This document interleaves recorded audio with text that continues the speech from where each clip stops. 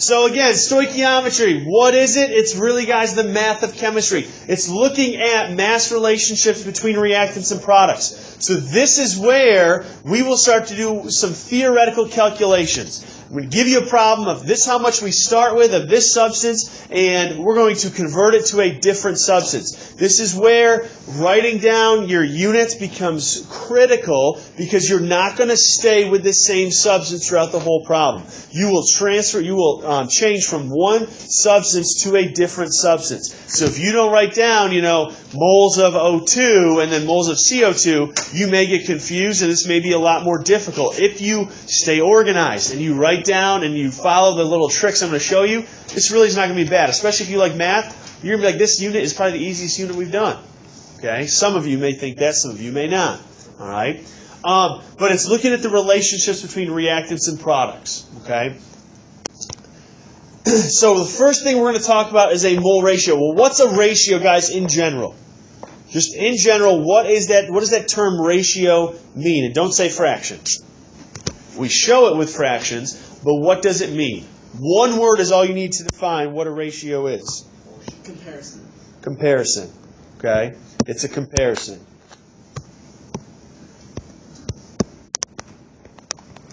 If there's nothing else I teach you all year long, is that when you see a term ratio, think it's a comparison. Yes, we write that with fractions. In math class, you'll use the dots, right, to show a ratio between two things. But really, when it comes down to it, it's just a fraction. We're comparing one thing to another. And we've been doing this all year long with our factor label method that we've been doing since pretty much day one in this class. Our mole ratios in terms of stoichiometry, though, guys, they are determined from a what type of equation?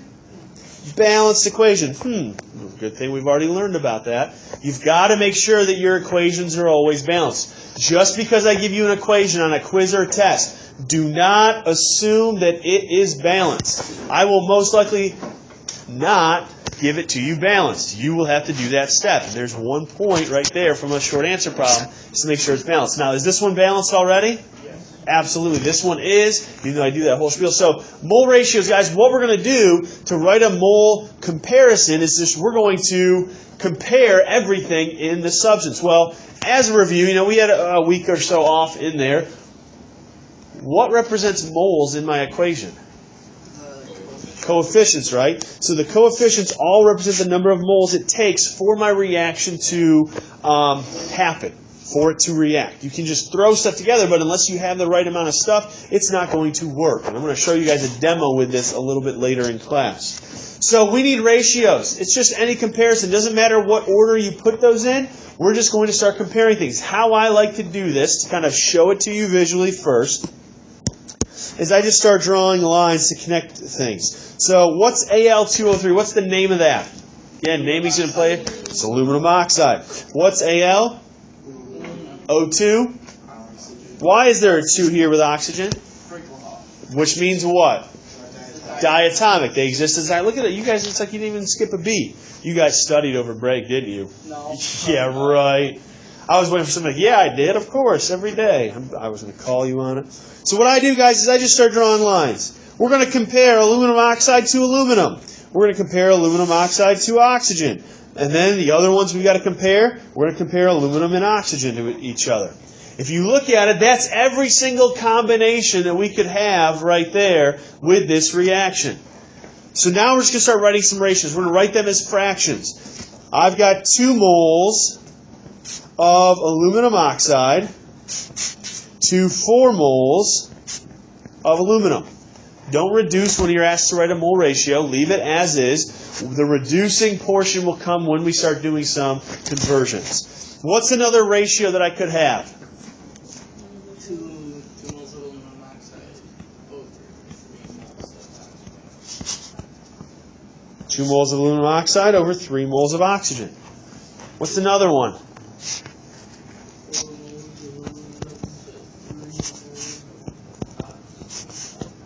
Absolutely. 4 moles of aluminum to 3 moles of oxygen. Are those the only 3 ratios that I can have, guys? Yes? No? Maybe? I don't know. I'm tired. I can't think right now because I was on break. That's pretty much where we're at. Are these the only combinations we could have? Yeah. Why do you say yeah? Because we drew the lines and Okay, we drew the lines and we compared them to each other, right? What if I said there's 3 other ratios here? Exactly. That's what I'm getting at, guys. These are what I call like the unique ratios, where you're comparing every substance to each other once. We could write 3 more by just flipping them. We could say 4 moles of aluminum over 2 moles of aluminum oxide. We could say 3 moles of oxygen over 2 moles of aluminum oxide. And then we could do the same over here, 3 moles of oxygen and to 4 moles of aluminum. There are 6 possible ratios we can have here, but really, what's going to determine what's on the top and which one's on the bottom? What's going to determine that? Think about what we've done already this year. And I know it's been a little while since we've done it, but what determines or dictates which one's on the top and the bottom in a conversion problem?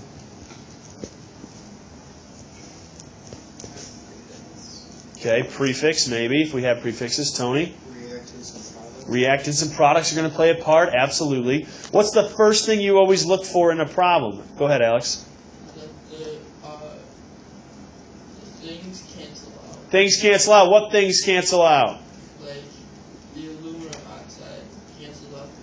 Right. So what are we looking at? The first thing you should always identify in a problem is your what? What do we call that? Terms. Maybe. Your, starts with a G. GCF. GCF? What's that? No, this isn't math class. You're given, guys. It depends on what you are starting with in your problem. That's what will determine which one's on the top and the bottom, which is exactly what you were talking about there, Alex, where you start with one substance. It's got to go on the bottom of the fraction, which might be your like terms that maybe you were thinking of there. All right? We'll just say, yeah, that's what I was thinking of, right? Yeah. All right? But yeah, guys, it always depends on your given. That's what will determine which fraction you end up using, which mole ratio, and which one's on the top and the bottom. So we don't necessarily need to worry about these extra 3. Yes, they are different ratios because it's a different comparison, but flipping, if you can get the 3 unique ones, like those first 3 that we had where we drew the lines, all right, you can then move them around from there based on your given. And that's going to be the biggest thing. You've got to write down your given first. We're going to have these terms, given versus wanted. What we have to start with and what we're trying to get to. Being able to identify those 2 pieces is going to be critical for us. Okay? All right, so I don't know if I put this in your notes or not. This one, this formula right here, this equation. It's not. So on the front page, at the bottom, where you've got space, jot this equation down. I've already balanced it for you. You know, it is coming back from break. I knew there would be a little lull there. I want you guys to write all the possible mole ratios. Absolutely. So there you go with this example. 3 unique mole ratios. We could write the flipped versions of those, the inverse ones, but we're not going to waste our time with that. You guys can understand that. Remember, let your units drive your math. That's what will determine which one's on the top and the bottom. So, next page. Let's take a look right here. So this is our first type of problem that we're going to talk about. And these are mole-to-mole problems. You will definitely, absolutely see these on your Regents exam in June, which, if you do the math, guys, 6 months. 6 months till the Regents exams. It's crazy. All right, here's our problem. It says using this reaction, 2 moles of aluminum oxide to 4 moles of aluminum and 3 moles of oxygen, how many moles of aluminum can be produced from 13 moles of aluminum oxide? These are the types of problems. These are the real-life scenario problems as well that chemists use every day. They have a certain amount of product that they've got to form to complete an order. So they've got to know, okay, if we want to get this much product for our customer, well, how do we do that? Well, here's our reaction that we're going to use. So how much do I need to start with of my reactants? Knowing how many reactants to start with, and then we're going to talk about percent yield within problems. They can do a calculation or two to figure out, okay, this much starting material will get me this much product, so they're not wasting too much and they're producing just what they need for their clients. All right, so here we go. first thing we need to do is we need to identify my given and my wanted. Okay? Now, I am writing it like this just because it's the first problem that we see, where I'm going to kind of color coordinate it for you guys to kind of help you guys visually see this. You'll notice in your notes there is a roadmap that we're going to expand on that roadmap to make it show that it looks like the type 4 problem, which is going to be the longest 3-step process that we're going to be looking at the end. But we just have the one piece right there. We'll use that throughout. So what am I given? Or what am I trying to get to? Let me do that since I'm in blue already. What's my wanted? What am I trying to get to in the end of this product? Moles of aluminum. So, when I say write down your given information, what you're trying to get to is just as important as anything else that you're given. So we're trying to figure out how many moles of aluminum we are going to end up with if we're starting with a certain amount. What is that amount we're starting with? What's our given?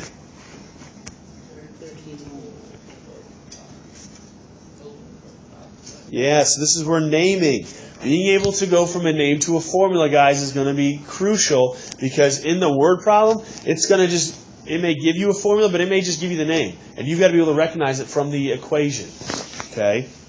So, we have 13 moles of aluminum oxide. We're trying to get some moles of aluminum. Remember, we've talked about this already. Can I compare grams of one substance, guys, to grams of another substance? Like from one element to another element, can I just compare their amount of their masses? Why not?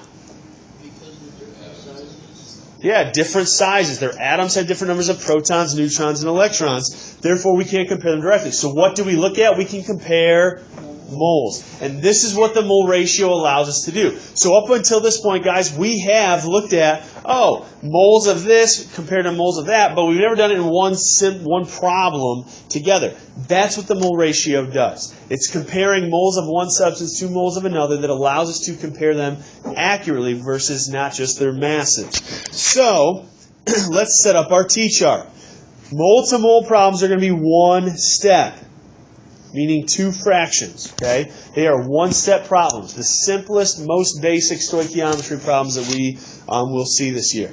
So I'm going to jot down what I'm given to start with. I have 13 moles of aluminum oxide. Notice, did I just put moles down there? No, I also put my substance, right? Because if we look at our given and wanted right here, they're both moles. So if I just have moles written down there, it might confuse me, and I might just leave it as moles there and be like, it's just 13. But it's different substances. So you've got to get in that habit of writing down each substance in those boxes as well. Now, let's take a look. This is what you were talking about earlier, Alex. What's our first step? Put the aluminum oxide at the top. Exactly. We've got to get that unit that we're starting with canceled out. A reminder, we've talked about it before. Whatever you're starting with, guys, you're never going to stay there, because otherwise you wouldn't have to do any work, and I'm not doing my job. You got to do something. So even if you have no idea where to go, if you write this down, what I have written up there, I'm going to give you at least a point. If you show me this next step of writing down moles of aluminum oxide, knowing that it has to get canceled out because I've got to let my units drive my math, I've got to cross them out, I might give you another point there. But let's just think about this. Moles of aluminum oxide, we're trying to get to moles of aluminum. We can compare moles of one substance to moles of another. So we know that, hey, once I get some moles of my substance I'm trying to get rid of, now my next fraction is going to be moles of one of the substance I'm getting rid of to my new substance, moles of aluminum. And let me make sure this is going to be blue. Moles of aluminum will go on the top. This fraction that I've just created, this new conversion factor, this is my mole ratio, guys. What we were just doing when we were practicing writing and identifying all the different mole ratios, this is it. This is a fraction. So where do I get my numbers that go in to this problem? My units are already done. They've been set up. Where'd you get that from, Jill? What do you mean the given? What about the problem? Where did you get 4 and 2? Right, the coefficients, right? The coefficients, absolutely. So my coefficient for aluminum is 4, and my coefficient for aluminum oxide is 2. Now, guys, We have it set up. Is that the unit I'm trying to get to? Absolutely. That's what I'm trying to get to, my wanted in the end. So I'm done. I can say equals. Now we can do the math. We don't even need a calculator for this, so don't even get it. Reduce. Now you can go ahead and simplify your ratios once you have it in your T-chart. 4 and 2, what can we simplify those to? 2 over 1. 13 times 2 is? 26 moles of aluminum. There's my answer. If I start with 13 moles of aluminum oxide, I can produce up to 26 moles of aluminum. So this is, again, what chemists are doing all the time. They are saying, okay, I need to get to this amount, or I have this much to start with. How much can I produce if my reaction went all the way to 100% yield? Easy? Is it anything really brand new? The concept of mole ratios might be, or not might be, it is, but the math guys, we've been doing this math all year long. You guys try the next problem while I get a demo set up.